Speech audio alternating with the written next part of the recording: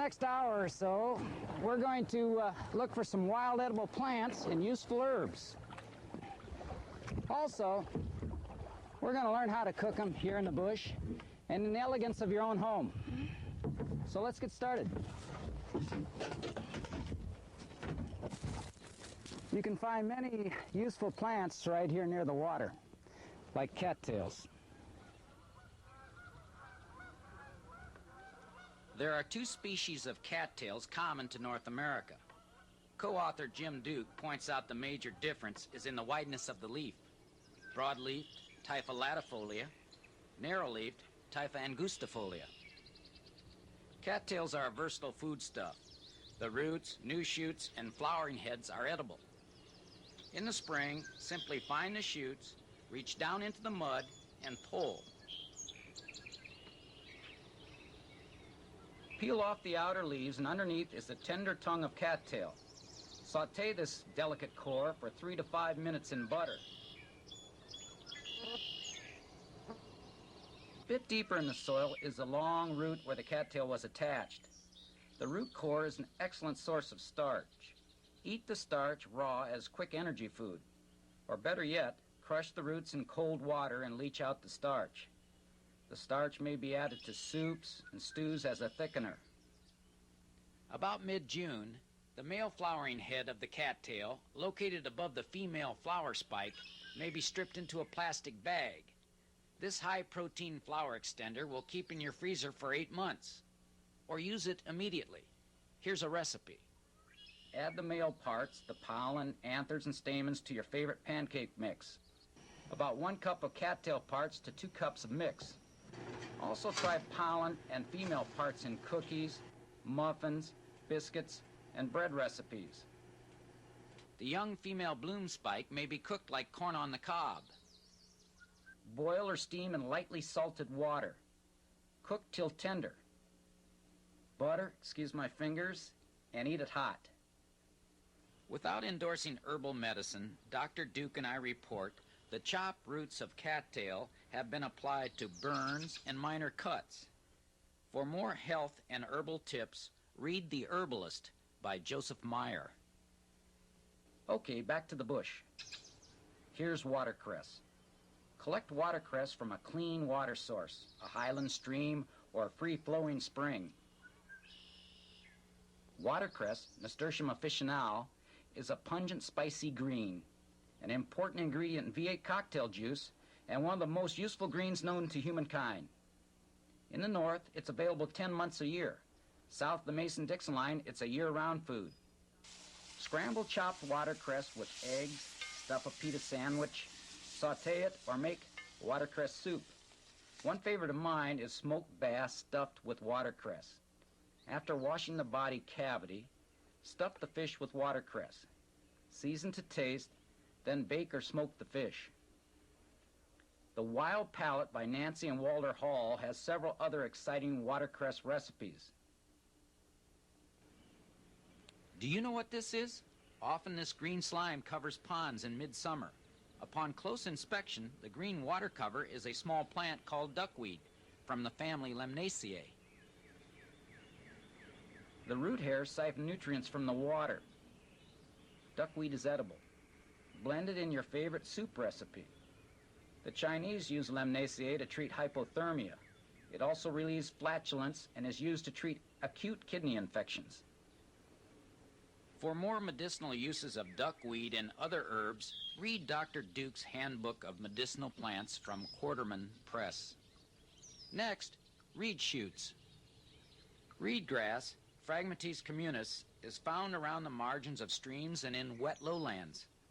The root of reed grass, like cattail roots, may be harvested and leached of its starch. The first shoots of spring may be eaten raw, but are best steamed until tender. Simply chop the new shoots to a manageable size, place them in a steamer. They are ready to eat in 5 minutes. In the fall, seeds may be stripped, crushed, and cooked with berries, or ground into flour, or cooked in whole gruels and soups. This is wild rice, Zizania aquatica. Wow, these scientific names are tongue twisters. To avoid stumbling along here, from now on I'll just give you the common names of the plants. If you want to get technical, refer to the alphabetical genus species index accompanying this tape. Anyway, wild rice is a tall grass found growing in shallow, clean water. The seeds may be harvested in August and September. Timing is critical. Check your stand of wild rice often. Mature seeds drop off easily. Return every other day to maximize the harvest. To thresh the husk from the seed, use a rolling pin. Simply roll back and forth over the grain. The simplest way I know to cook wild rice is to boil 2 cups of water lightly salted, enter a cup of wild rice, cover and simmer for 35 minutes.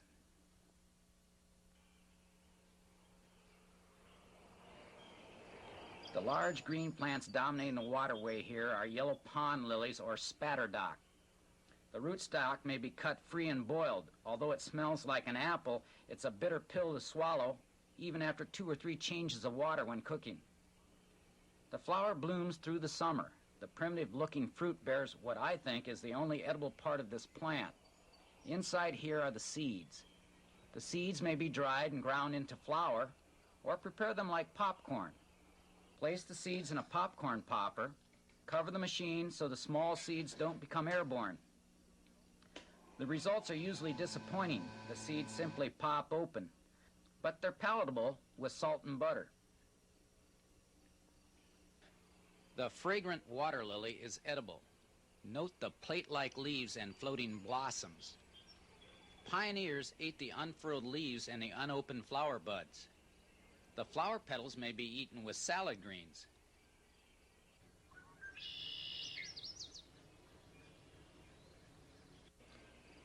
Arrow arum, for all intents and purposes, is not edible. Some may argue the point, saying the burning alkaloids may be dried out of the seeds and roots. Even so, the bitter taste of the prepared plant is unfit to eat. Keep in mind, the arrow arum flower and mature fruits are also poisonous.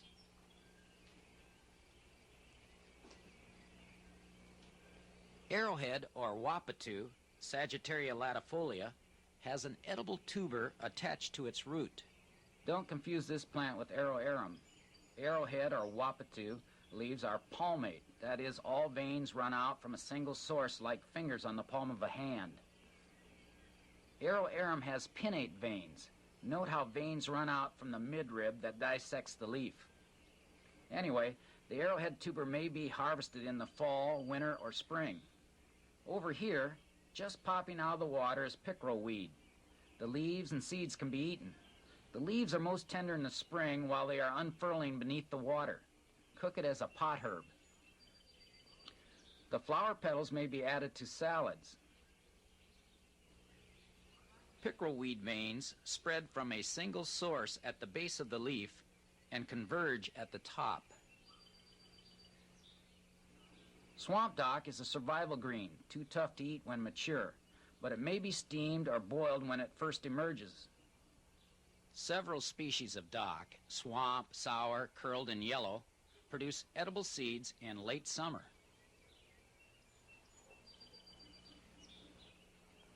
There are several species of wild rose. Their flowers give rise to the famous fruit rosehip, an excellent source of vitamin C available in late summer and autumn. Rose petals and rose leaves may be dried and used for tea. Too delicate for my taste, however. But rose petals are excellent in summer floral salads like this one. American elder thrives along the edges of streams, bogs, and other wetlands.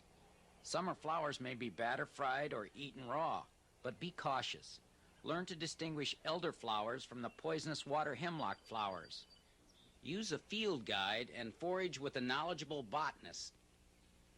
Elderberries may be made into jelly or fermented into wine, but my favorite is elderberry apple pie. You need 2 cups of elderberries, a cup of blackberries or a cup of wild grapes with the seeds removed. Mix the berries with 2 cups of cooking apples. Stir in 3 tablespoons of brown sugar or maple syrup, a teaspoon of cinnamon, and a half teaspoon of nutmeg. Pour the contents into a pie shell. I sprinkle a pinch of flour over each layer as a thickener. Cook the pie topless or cover it with a crust. Elderberry pie is a simple recipe that pleases those who aren't always easy to please. Other elderberry dishes and wild fruit dishes may be found in the excellent resource by Nancy Turner and Adam Sezwinski, Edible Wild Fruits and Nuts of Canada. Okay, let's take a break from our nation's waterways and look at some wild berries and some very delicious desserts.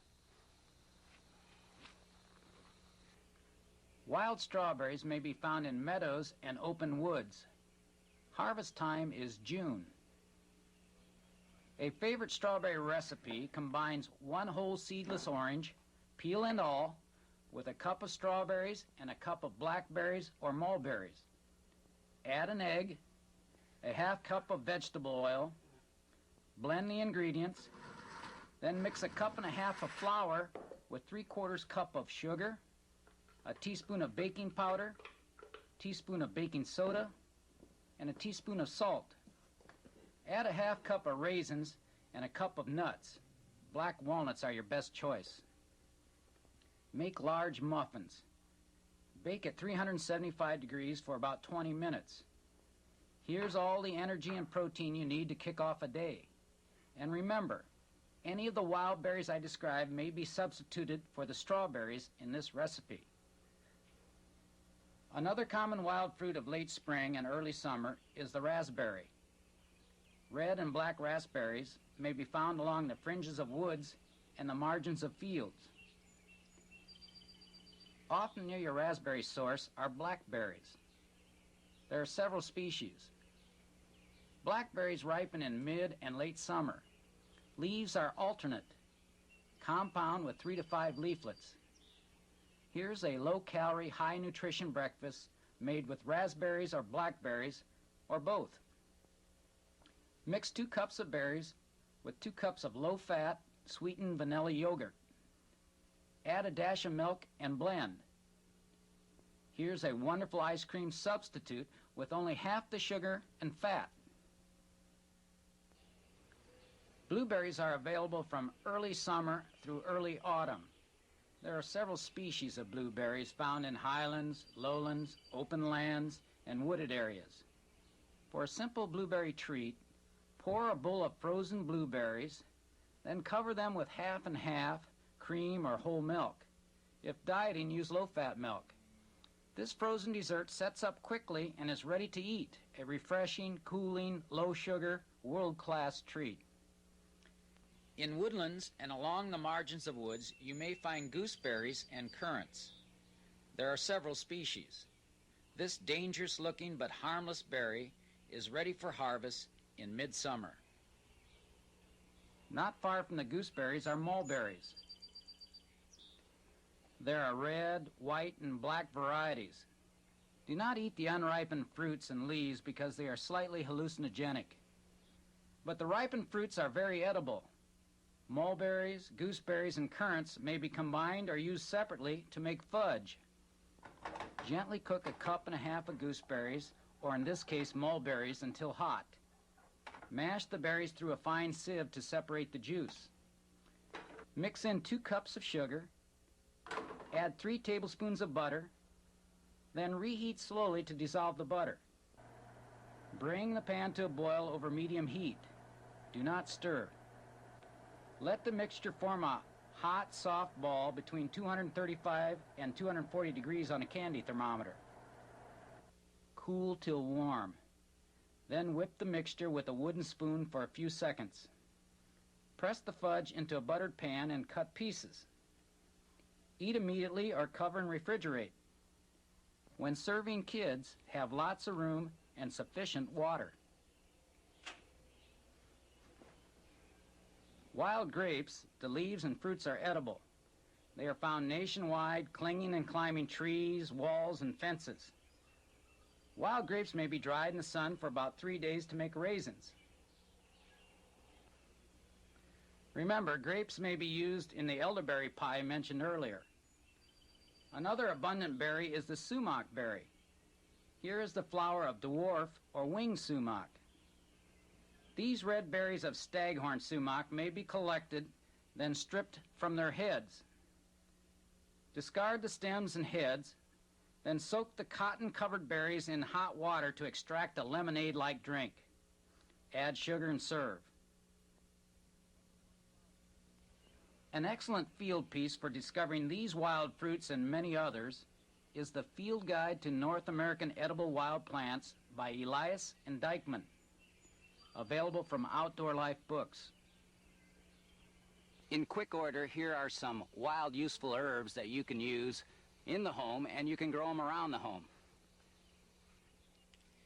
As you can plainly see, the ubiquitous plants in my lawn are dandelions.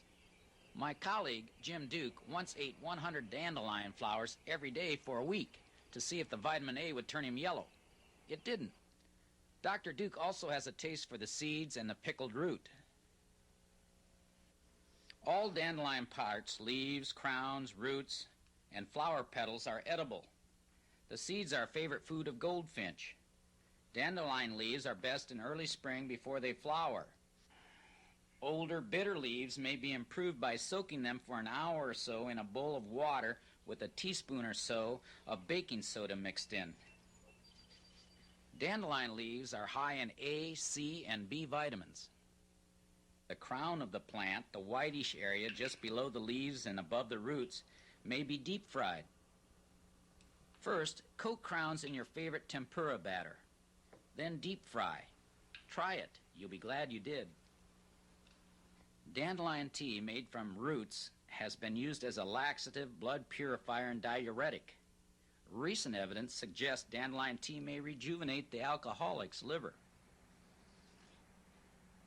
Another interesting source book about herbal pharmaceuticals is the Barefoot Doctor's Manual from Running Press. Chickweed is a common ground cover and excellent food. It may be eaten raw or cooked. Dr. Duke tells me chickweed is a cure for obesity, but alas, like so many herbal remedies, he has used it with little success. Anyway, sprinkle the flowers in with the leaves when preparing a salad. Stew chickweed with rabbit, chicken, or beef. Just add 4 cups of flowers, leaves, and stems to the pot. Mix in your favorite stewing herbs. Enter the bird, bunny, or in this case, beef roast. Then brace yourself for a magnificent feast. We're doing this one pit style. Place the Dutch oven in a hole, cover it with cattail leaves, and 2 or 3 inches of muck or earth. Build a fire over the pit, then cook lunch over the fire. The roast underneath will be done for dinner.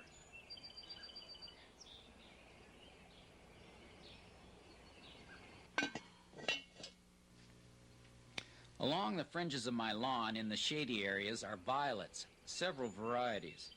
Violets are cultivated in France for perfume. This is an incredible edible. Leaves are high in vitamin C and A. I use both the leaves and flowers in salads. Keep in mind, late-season plants without flowers may be confused with inedible greens. Play it safe. Forage this plant only when it's in bloom.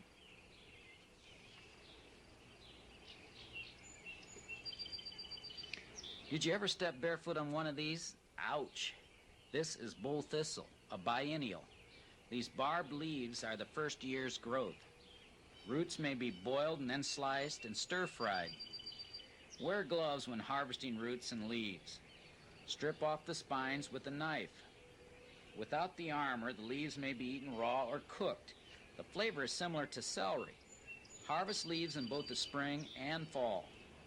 In summer, the flower petals may be sprinkled over salads. According to Duke, some folks steam, then eat the outer green bract around the flower heads like artichokes. The Chinese use thistle teas and decoctions to treat appendicitis, internal bleeding, and inflammations. Plantain is another favorite medicinal of the Chinese. Barefoot doctors use the whole plant in a tea to clear fever and promote healing. Plantain is best harvested before this flower stalk appears. New leaves keep coming all year. Use young, tender leaves in salads. Soak older leaves in dilute salt water for 10 minutes, then steam till tender. The dried seeds may be eaten whole or ground into flour. According to Duke, Seeds and their husks may serve as a gentle laxative. Lamb's quarters are found in fields, on waste ground, and in just about everyone's garden. A healthy lamb's quarters plant may climb 3 feet tall.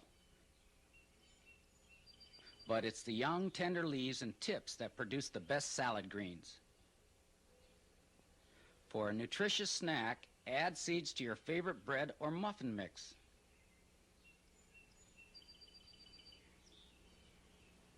As a pot herb, boil lamb's quarters for 5 minutes with mustard greens and dandelion leaves.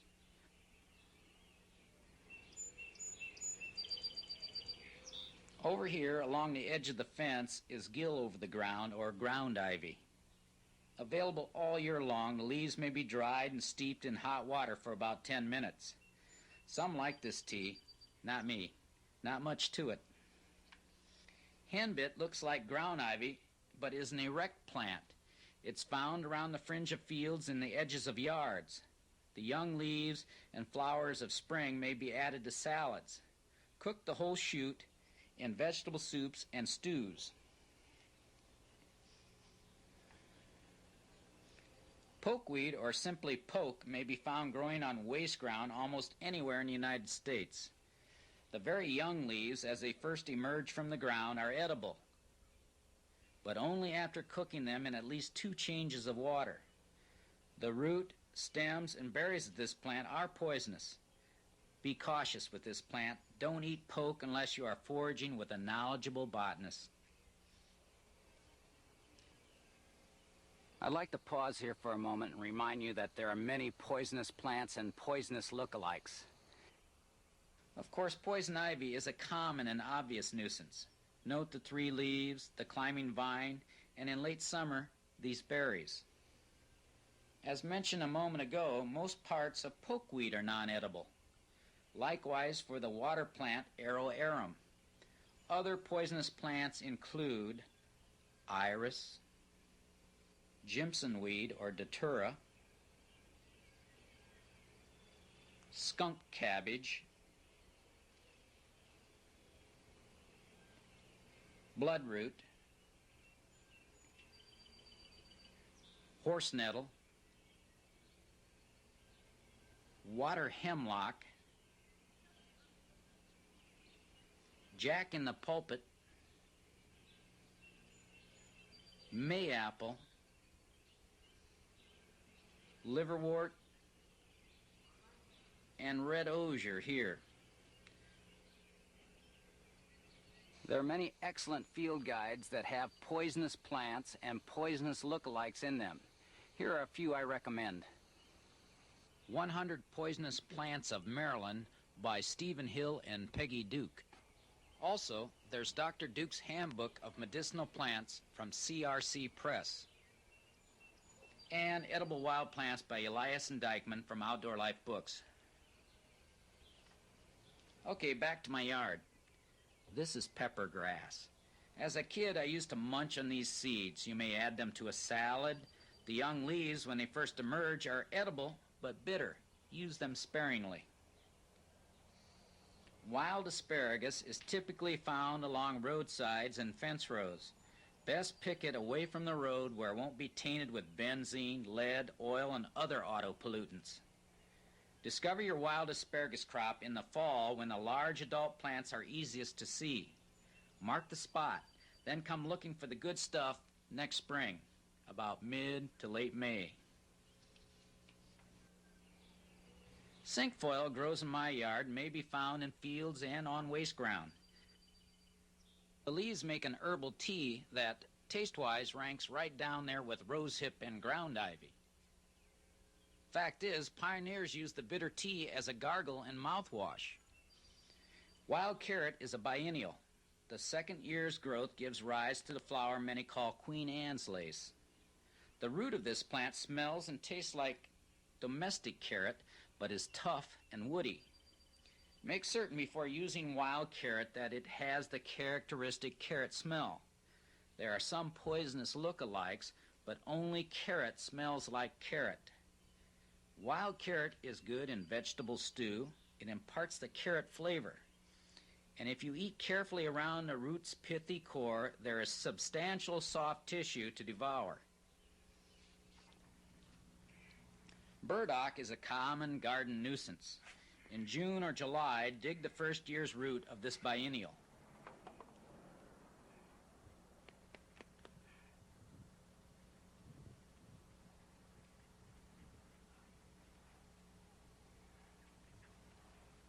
Peel the roots and cut them into thin strips. Boil the strips in water. If bitter, use 2 changes of water. Serve hot under a pat of butter and a dollop of sour cream. A mock celery soup may be made with the young leaf stems of burdock. Add burdock, wild carrots, and wild onions to chicken stock. Cook, season, and serve. Jerusalem artichoke, a member of the sunflower family, produces a large edible tuber. This plant may be found along roadsides.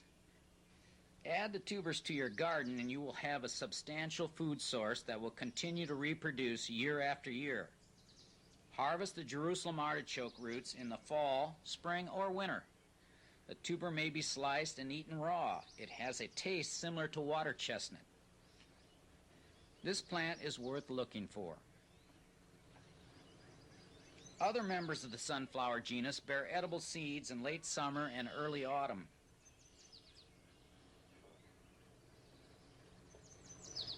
This is chicory, a common resident along the shoulders of rural roads.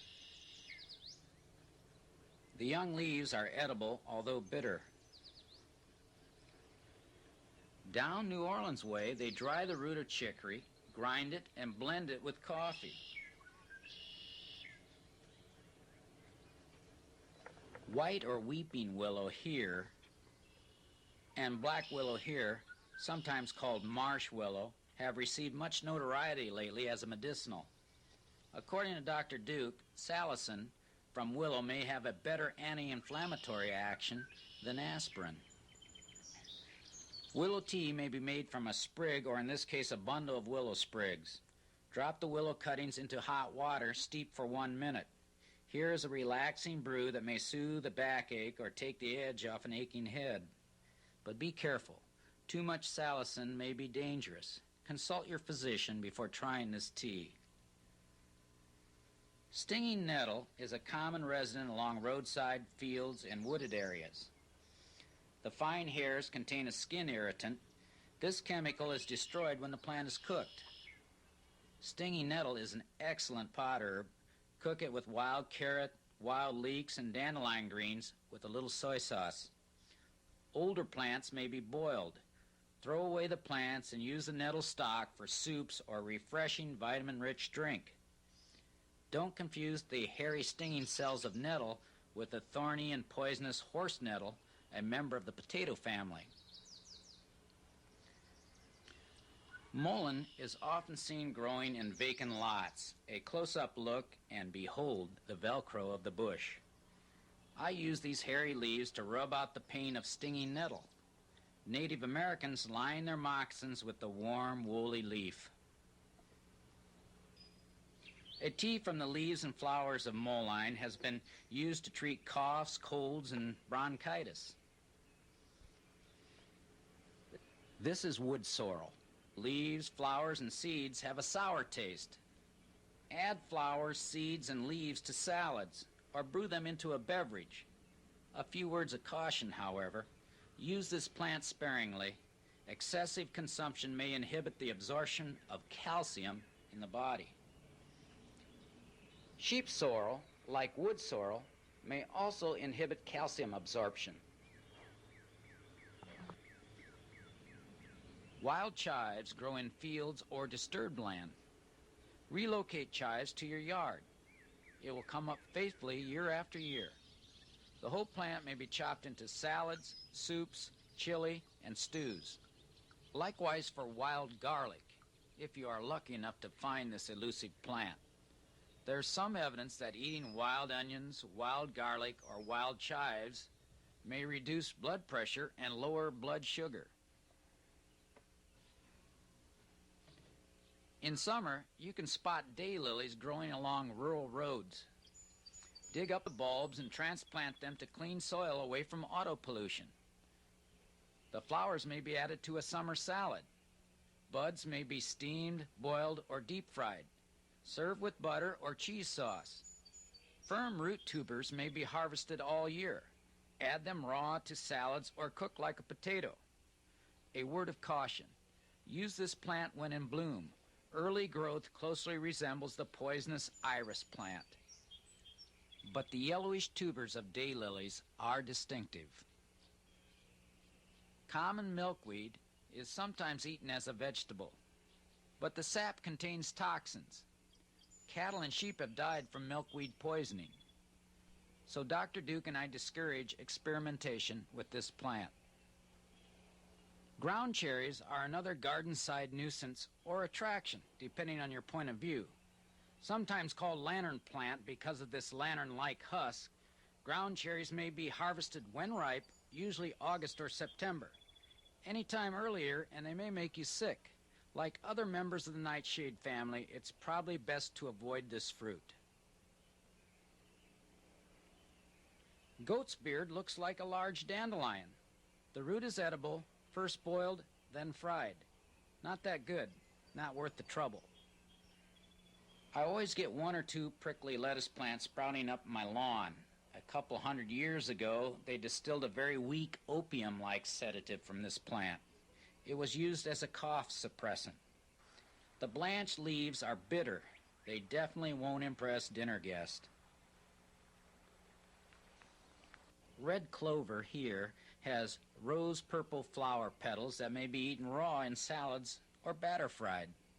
Skilled herbalists have used this plant to treat cuts, burns, and skin problems such as psoriasis.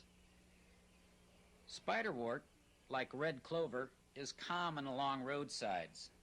The young shoots and leaves may be eaten, but are very mucilaginous, or as my daughter puts it, they're slimy.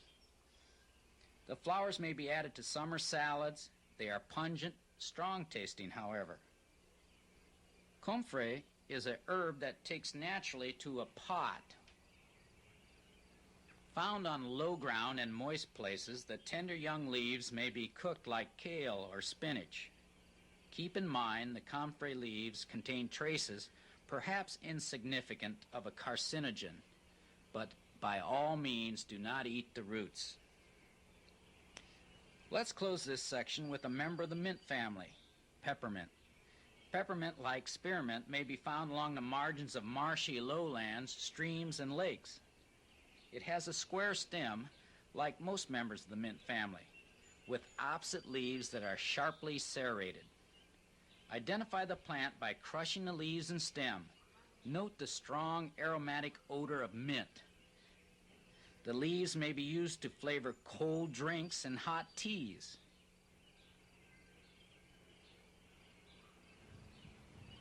Okay, before we move on to a deep, dark woods, here are some foraging rules you should adhere to. Number 1, before eating any wild plants, study with an expert, or take the plant to an expert for identification.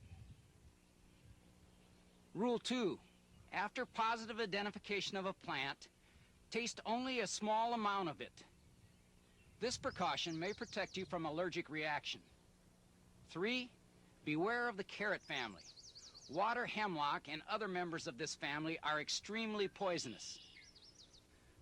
Learn to distinguish hemlock here from American elder here before eating elderberries. Dr. Duke and I do not endorse herbal medication or medical self-diagnosis.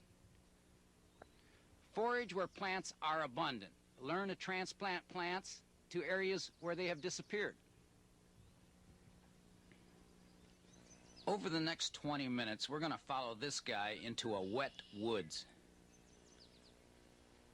3 plants of a wet woods you are bound to stumble over in the spring are hepatica, skunk cabbage, and marsh marigolds. These 3 plants are inedible, but have been used for years and years as herbal pharmaceuticals. Hepatica, or American liverwort, is one of the first flowers to bloom in March or April. Small amounts of the roots and leaves of this plant have been used to treat indigestion and disorders of the kidney, gallbladder, and liver. Beware, however, large amounts of hepatica are poisonous. Use of this plant is reserved for a skilled herbalist. Skunk cabbage smells like its name. The flower is a primitive spathe covering a spadix. Skunk cabbage roots are occasionally used as a medicinal. First, they must be thoroughly dried to reduce the burning oxalate to harmless crystals. Herbalists make an infusion of this tea from the dried root. According to Malcolm Stewart in his book, The Encyclopedia Herbs and Herbalism, skunk cabbage root is most commonly used as a mild sedative. Be advised, the plant is poisonous, and juice from the fresh plant may cause skin blistering and will severely burn the digestive tract if eaten. Again, only experts should handle this plant. The leaves of marsh marigolds, sometimes called American cowslip, have been eaten as a pot herb in the spring before the flowers open. But this is risky practice. They must be cooked in several changes of water because they are very bitter. For my money, not worth the time or trouble. In view of the caustic nature of this plant, it's best to avoid it. Jack in the pulpit, or Indian turnip, is found in rich soils, generally a woods or a shady lowland. Like skunk cabbage, this plant contains calcium oxalate and is not edible raw. Indians used to slice jack in the pulpit roots and dry them, deactivating the calcium oxalate. The dried root was then sliced, cooked, and eaten like potato chips. Mayapple is another common plant of the woods that, for the most part, is poisonous. The fruit is edible in the summer when soft and ripe. Knowledgeable foragers carefully gather the ripe fruit and use it in pie fillings and jellies. Remember, this plant is poisonous except for the pulp of the ripe fruit. This very young ground cover is jewelweed or spotted touch-me-not. In the spring, jewelweed may be eaten raw, steamed, sautéed, or stewed. The summer flowers may be candied and deep-fried. The soft parts of jewelweed, the flowers, stems, and leaves, may be rubbed over your skin as an antidote to poison ivy or stinging nettle. Here's a delightful herb. Spring beauties bloom in May in rich, wet woods. Note the delicate cluster of flowers and lance-like leaves. Native Americans and pioneers loved this edible. At the root is a small tuber called a corm. Peel the outer skin off before eating. This is great trail food, but like so many spring flowers, your window of opportunity is short. Spring beauties are available for only a few weeks in April and May. Come June or July, there's not a trace of the plant above ground. Next, a couple of lookalikes. Solomon seal here, and false Solomon seal here. Both plants are said to have edible parts. True Solomon seal has flower umbels in the notch of each leaf. False Solomon seal has a flower spike at the top of the plant. The young shoots of false Solomon seal are said to be edible, but berries may be emetic. That is, they may cause you to vomit. Rootstocks of false Solomon seal are inedible. Young shoots of true Solomon seal are fair as a trail food, steamed or cooked with mixed vegetables. This plant should be judiciously sampled. Large quantities may be harmful. Inside each fruit are several seeds that may be transplanted into your herb garden.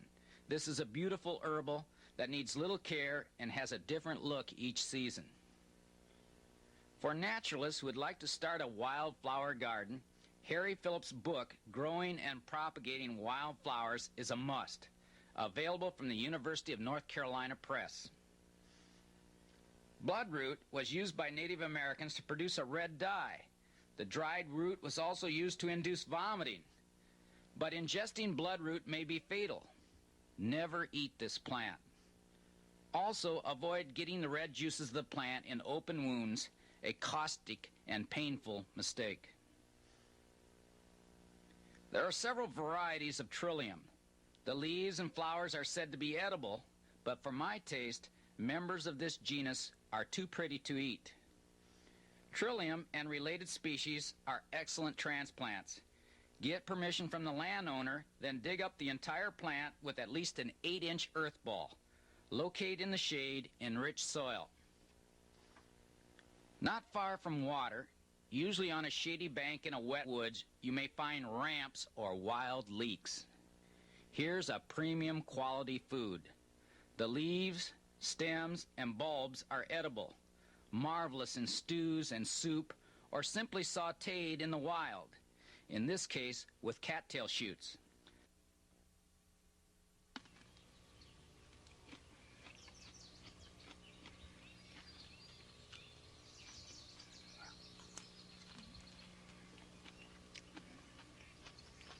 Good. Fiddleheads are the unfurled leaves of ferns. They may be eaten raw or steamed. I prefer them sautéed or deep-fried. A word of caution, however. Some ferns, such as bracken fern, may cause stomach cancer. Fiddleheads may also lead to thiamine problems.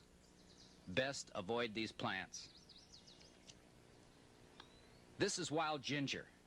In May, the primitive flower emerges. The root may be crushed and added to salad dressings. When dried and grated, it is an adequate substitute for oriental ginger. For the daring gourmet, try boiling the root until tender, then simmer in maple syrup for an unusual candy treat. Over here is wild anise, commonly called sweet cecily. Note how sweet cecily is similar in appearance to water hemlock. Get expert identification before using this plant. The root of this plant has a sweet anise odor. Use the root to spice up cooked greens. I've heard the leaves are occasionally eaten by diabetics as a sugar substitute. Partridge berry is a tiny creeper found at the base of trees in wet woods of the northern and central U.S. and Canada. The bland berry ripens to bright red in late summer.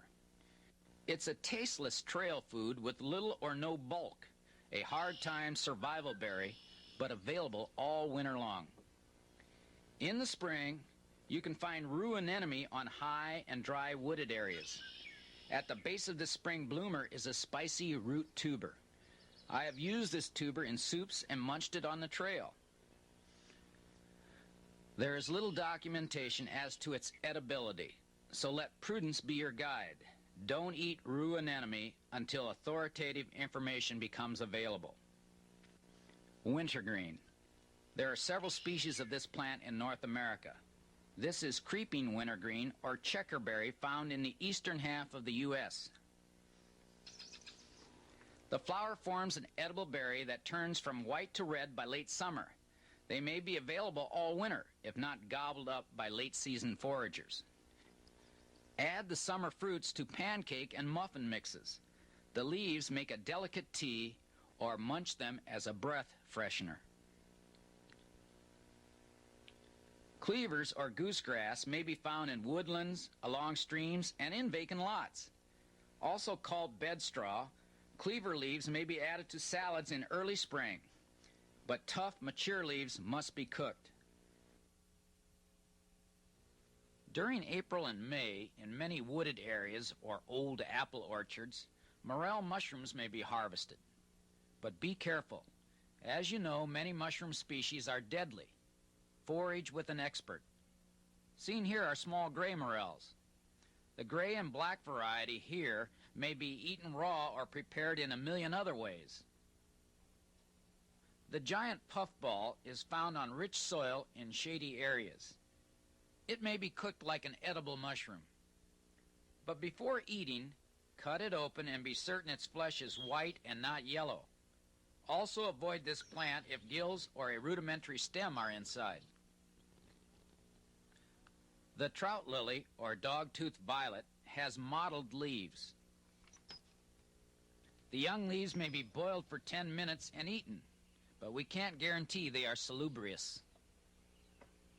The real beauty of the trout lily is in the eyes of the beholder.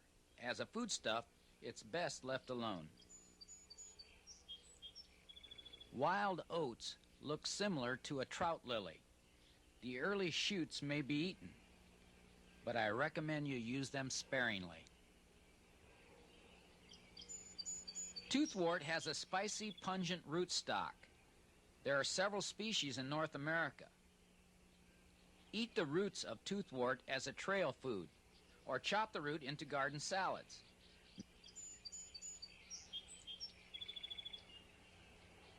Springcress is a slender, erect plant with white flowers found in woods and open areas in early spring. Use the young leaves and flowers in salads. The rootstock may be grated, a spicy horseradish substitute. American ginseng is a prized medicinal. Saponins, the active ingredients of ginseng root, have perplexing properties. Some saponins raise blood pressure, others lower it. Some raise blood sugar, some lower it. Obviously, more research is needed. Evening primrose is found on wasteland bordering wooded areas. The flowers, roots, and seeds are edible. Plant parts contain gamma-linolenic acid, or GLA. Some folks claim GLA may cure or prevent acne, alcoholism, obesity, and schizophrenia. I don't know about that, but evening primrose flowers taste great and are less filling. Dip flowers in egg whites. Roll them in sugar, then deep fry. Hey, we must be near the end of the tape. This old groundnut is about to winter over. The plant is a climbing vine, a legume that grows in thickets and wet places. The tuber is 15% protein. Be certain to look up groundnut in your field guide. Note, the seeds may be prepared like lentils.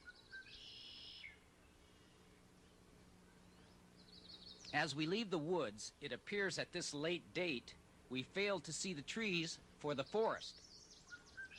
Here's the rub. It's going to take a whole nother tape to show you the trees, shrubs, fruits, berries, and nuts that come free from the woods. There's sassafras with its aromatic root, the stuff great tea is made from. And there's pawpaw. It produces a substantial, delicious fruit. The woods also harbors cherry trees, barberries, wild apples, and many, many more delicious fruits and nuts. If you'd like to know more about our new video identifying trees, shrubs, fruits, berries, and nuts, send a self-addressed stamped envelope to the address at the end of this tape. Okay, let's take a break. Your head must be reeling. So let's have a pop quiz. I'm serious. While you listen to a number from Jim Duke's herb album, several species of plants are going to appear on the screen. See how many of them you can identify. The correct answers will appear at the end of the test.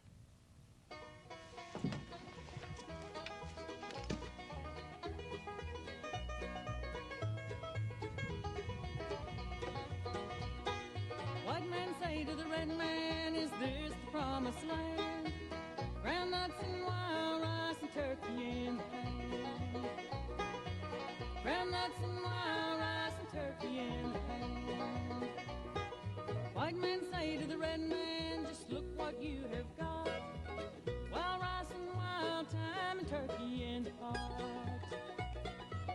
Wild rice and wild thyme and turkey in the pot.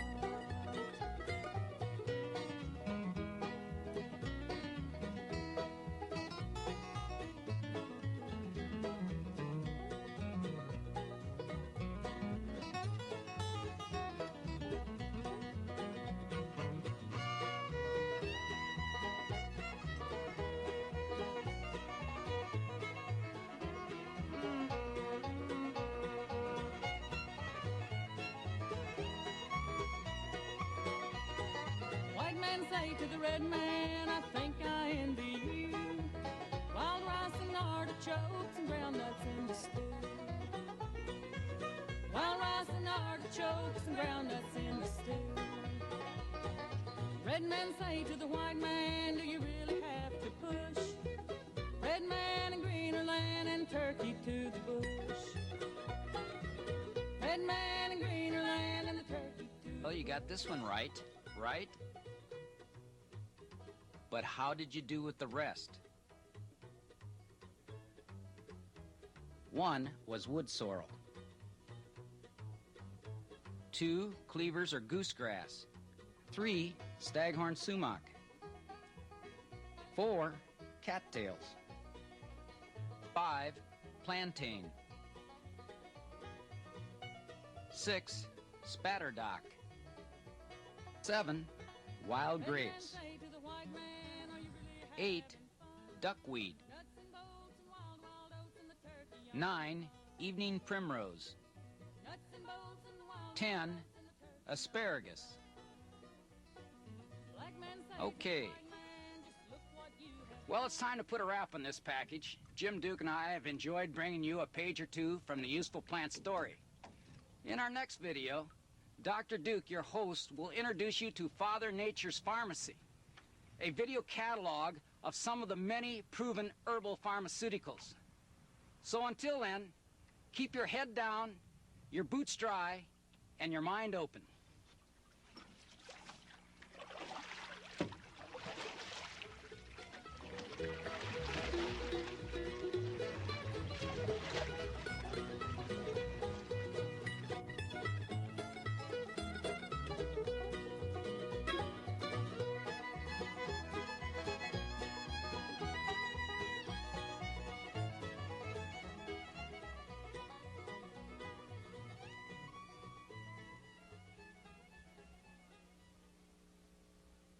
Some other valuable wild plant resources are the Audubon Society's Field Guide to North American Wildflowers, Houghton Mifflin's Field Guide to Edible Wild Plants by Lee Peterson, The Wild Harvest by Terry Domico from Hancock House, and Wildflowers of Indiana Woods by Runkle and Bull.